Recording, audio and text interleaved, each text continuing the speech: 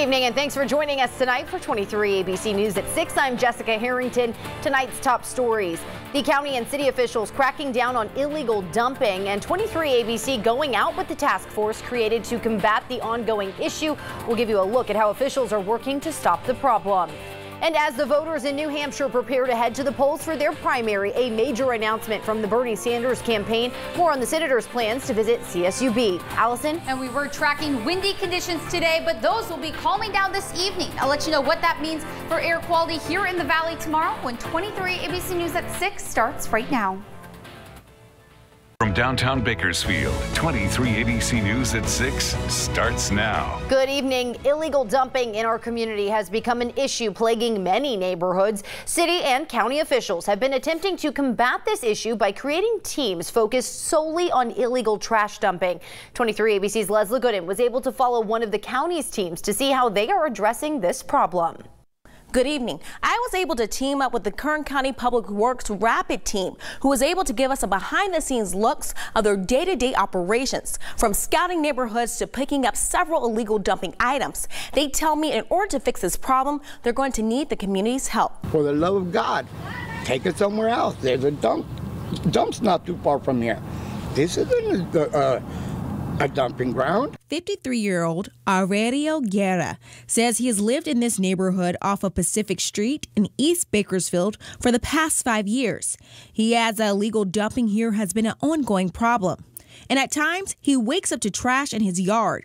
But he says he's grateful to the removing and preventing illegal dumping crew, or better known as the Rapid Crew of Kern County, that has taken the charge of cleaning up the illegal dumping items. I haven't always seen them, but they've been doing, like I said, a fantastic job. Considering the neighborhood that we're living in, God bless. The Kern County Public Works Office for the past 2 years has implemented the Rapid Crew of 5 to solely focus on the illegal dumping nuisance throughout Kern County. Just this year, they have allotted a new daily task to address illegal dumping. Now we have a scout that goes throughout the county as well, looking for spots that maybe we haven't received reports on, but we know and we are very familiar with them being frequent illegal dump spots. The Kern County Public Works says they want the community to understand the boundaries that the crews face. Legally, the team can only address the areas that fall along county public right-of-ways, such as sidewalks, alleyways, and property owned by the county. And if there is dumping on private property, there are other steps they must take. If it's on the private property, we then have to go through our code compliance section to get basically the property owner to clean up their property. If the property owner doesn't respond, then we can come in with our rapid crews after we have done, and it takes about 2 to 3 months to clean up a private property and send that property owner a bill. Trash, clothes, needles, and pieces of furniture are just some of the items the Rapid Crew sees on a daily basis. Carter Escudero says that tires and mattresses are the 2 most popular items they see dumped. And in 2019 alone, the crew collected 1,200 mattresses from county streets. Countywide, we've cleaned up nearly 5,000 separate dump sites last year alone.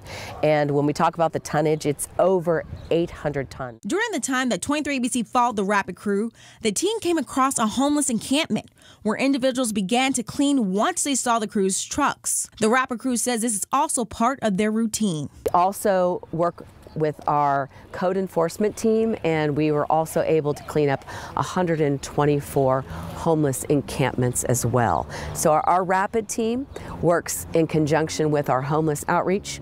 And the crew says they are continuing to ask for the community's help with illegal dumping and wants to remind residents that there are 13 site locations that county residents can dump their unwanted items for free. And they even have the option to drop off 4 tires a year. Now, this only applies to residents who are dumping and not businesses. Neighbors, for the love of God, respect your neighbors, respect the neighborhood. The Rapid Crew of the county says they want to encourage communities to address illegal dumping together, and they recommend neighborhoods to host their own cleanup, which Kern County Public Works will provide for free. Gloves and bags, and they'll also send a team member to conduct a training with your group. For more information on this, be sure to head to our website, turn23.com. For now, in studio, Leslie Gooden, 23 ABC News, connecting you.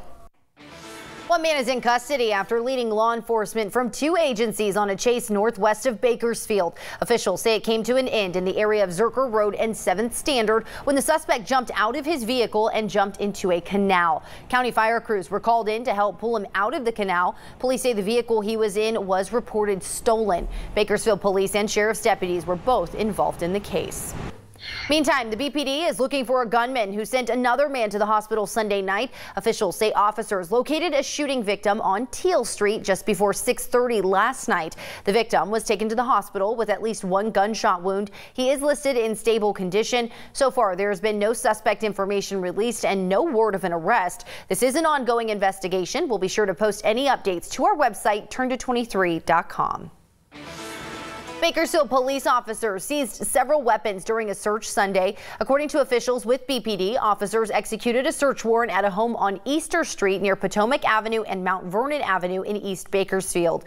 During the investigation, they seized a stolen short-barreled shotgun as well as an AK-style assault rifle, 2 pistols, a second shotgun, and various types of ammunition. 33-year-old Anthony Reed was arrested for weapons and gang charges. Anyone with information regarding the case asked to call BPD at 327-7111. We were tracking an active weather pattern that made its way through Southern California and slowly pushing east over Arizona as we head into the evening hours. So what did this do for Kern County? Well, it brought some very light precipitation to the desert, but also strong winds earlier this morning. As you can see, those are decreasing as we head into the evening hours. Just looking at 16-mile-per-hour winds in Lake Isabella and 6 in Mojave, where some of those wind gusts across Kern County as of last night were gusting up to 70 miles per hour. That was at Bird Springs Pass, but the Mojave Airport saw 52-mile-per-hour winds. So there was a wind advisory that was in effect until 7. That has now expired, so you can expect those clear skies and cool temperatures this evening. An overnight low of 38 here in Bakersfield, dipping down into the 20s in some of our mountain communities. I have more details, though, on warmer temperatures on the way, coming up next. Kern County is looking to crack down on improper hemp cultivation with a new ordinance. At its morning meeting tomorrow, the Kern County Board of Supervisors will consider approving an ordinance that will place new limits on hemp cultivation, require permits for all cultivation, and establish new registration and renewal fees. County officials say they have had trouble with research grows as some entities claim to be growing cannabis for hemp when they're actually growing marijuana. The Kern County Sheriff's Office seized around 10 million marijuana plants in Arvin last year, worth about $1 billion that had been grown under the guise of hemp, but was actually traditional marijuana. The ordinance would limit hemp cultivation for research or educational purposes to 1 acre per permit holder. In addition, all hemp growers would be required to get a permit and would be subjected to periodic inspection and monitoring by the Sheriff's Office. The Board of Supervisors meeting will be held at 9 a.m. tomorrow at 1115 Truxton Avenue in Bakersfield. President Donald Trump unveiled a $4.8 trillion election year budget plan today that recycles previously rejected cuts to domestic programs like food stamps and Medicaid, all to promise a balanced budget in 15 years, all while leaving Social Security and Medicare benefits untouched. We're not touching Medicare. We want to keep Medicare. We're not touching Social Security. We're making our country stronger again. We're not decreasing Medicaid. We're going to have a very good budget with a very powerful military budget because we have no choice. Mr. Trump's fiscal 2021 plan promises the government's deficit will crest above $1 trillion only for the current budget year before steadily decreasing to more manageable levels. The administration, relying on optimistic economic projections, lower interest costs, scaled back overseas military operations, and proposed cuts to agency budgets that run counter to 2 previous budget deals signed by the president. The president's budget would also shred last year's hard-won budget deal between the White House and House Speaker Nancy Pelosi by imposing an immediate 5% cut to non-defense agency budgets passed by Congress. Election organizers are under pressure in New Hampshire for Tuesday's primary to run smoothly. Democrats want a quick and clean ballot count there. That's as the Iowa results remain up in the air. Reporter Brian Todd checks in from New Hampshire, where voters plan to cast the first ballots right at midnight. Tonight, increased pressure on New Hampshire officials to get tomorrow's primary results out quickly and fully after Iowa's disastrous caucuses. Well, I think the whole state is under a sort of a microscope that they haven't been before because of Iowa. Tom Tillotson, moderator of Tiny Dixville Notch since 2004, says towns like his have been delivering fast, reliable results for decades. We'll have people counting the ballots by hand, and it'll be a correct count, and it'll be available immediately.